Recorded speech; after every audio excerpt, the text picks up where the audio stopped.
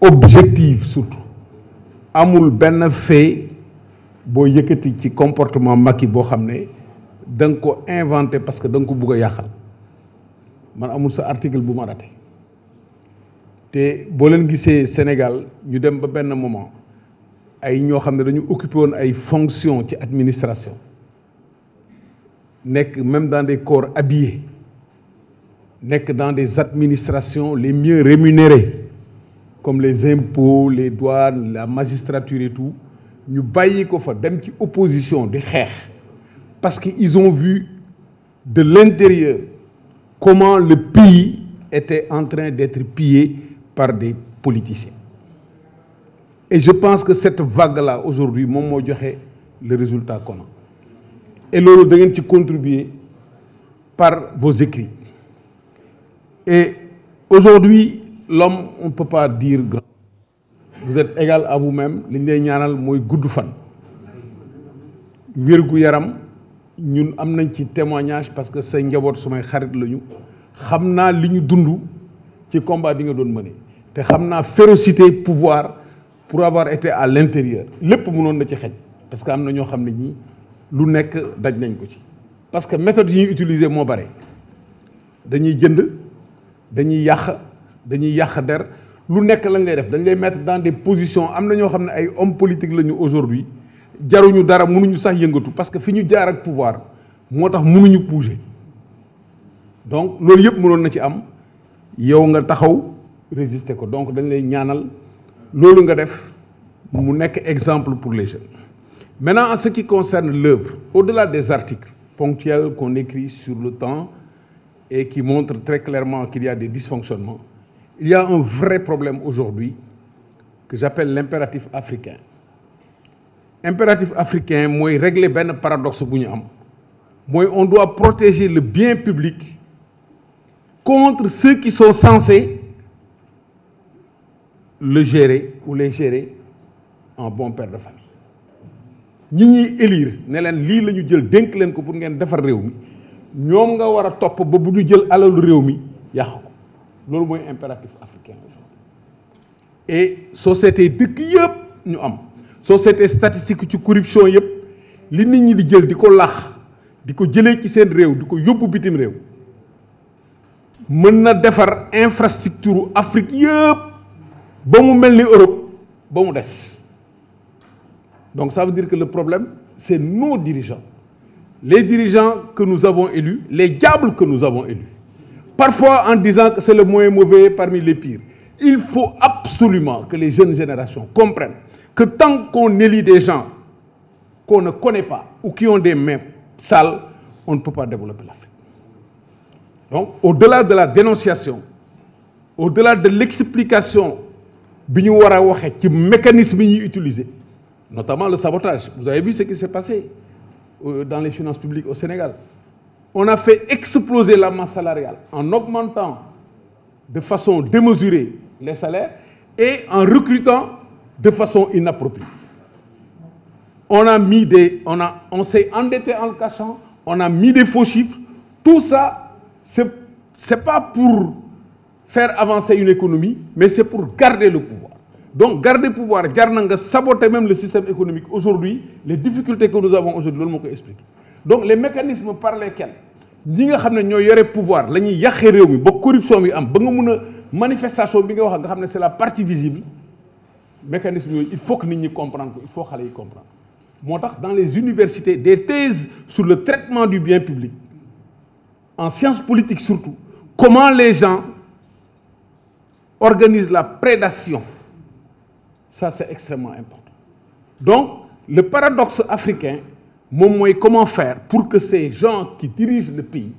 les différents pays africains ne puissent pas utiliser le pouvoir qu'on leur a donné pour construire le pays ñu utiliser ko pour détruire le pays pour leur intérêt personnel et c'est votre œuvre participe justement de cette clarification-là et je pense que c'est ça qui est important dans ce que vous avez fait. Votre contribution est précieuse et je vous remercie de l'avoir fait. Il faut absolument encourager, surtout les jeunes qui font la politique, pour qu'ils comprennent que quand on vient faire la politique, c'est pas pour soi-même, c'est un sacrifice qu'on fait. et que ça soit régime bi démb tey suba ak gannaaw suba il faut absolument que cette position de principe soit gardée. Restez les gardiens du temple. Je voulais faire ce témoignage et objectif surtout. Amul benn fait boo yëkkati ci comportement Macky boo xam ne da nga ko inventé parce que da nga ko bugg a yàqal man amul sa article bu ma raté te boo leen gisee Sénégal ñu dem ba benn moment ay ñoo xam ne dañu occupé woon ay fonctions ci administration nekk même dans des corps habillés nekk dans des administrations les mieux rémunérées comme les impôts les douanes la magistrature et tout ñu bàyyi ko fa dem ci opposition di xeex parce que ils ont vu de l'intérieur comment le pays était en train d'être pillé par des politiciens et je pense que cette vague-là aujourd'hui moom moo joxe le résultat qu'on a et loolu da ngeen ci contribuer par vos écrits et aujourd'hui l'homme on ne peut pas dire grand. Vous êtes égal à vous-même li ñu lay ñaanal mooy gudd fan wérgu yaram ñun am nañ ci témoignage parce que say njaboot sumay xarit lañu xam naa li ñu dund ci combat bi nga doon mëne te xam naa férocité pouvoir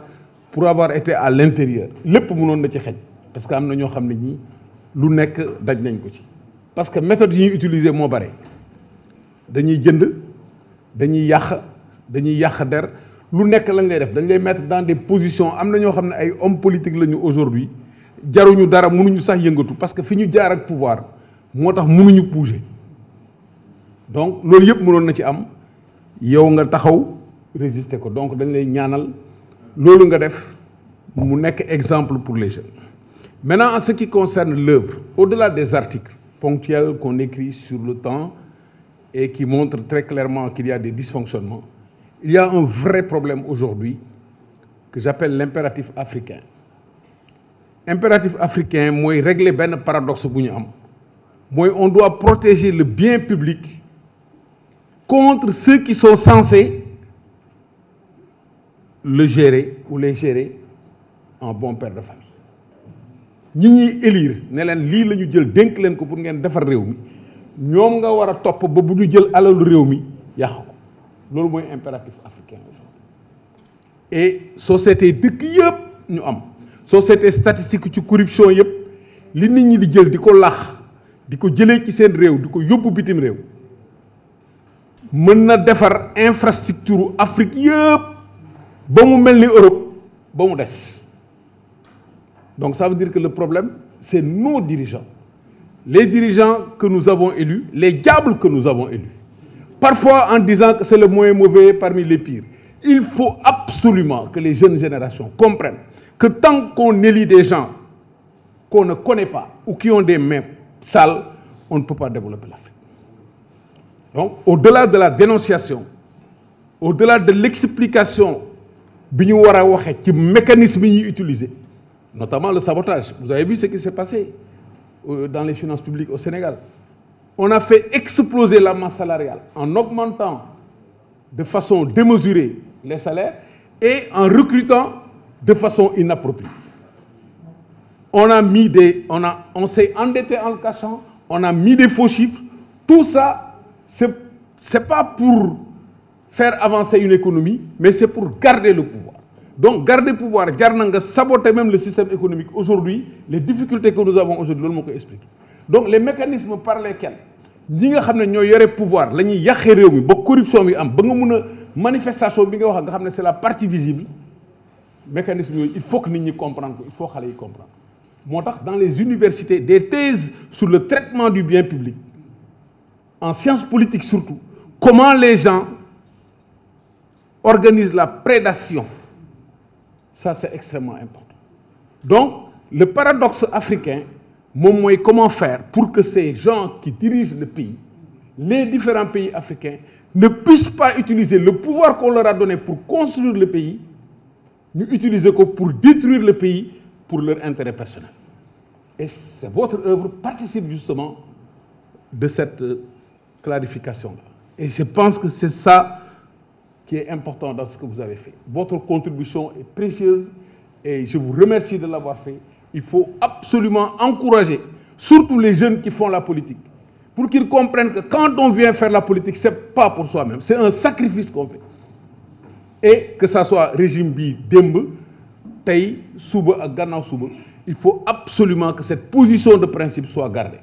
Restez les gardiens du temple. Je voulais faire ce témoignage et je vous remercie d'exister. Merci.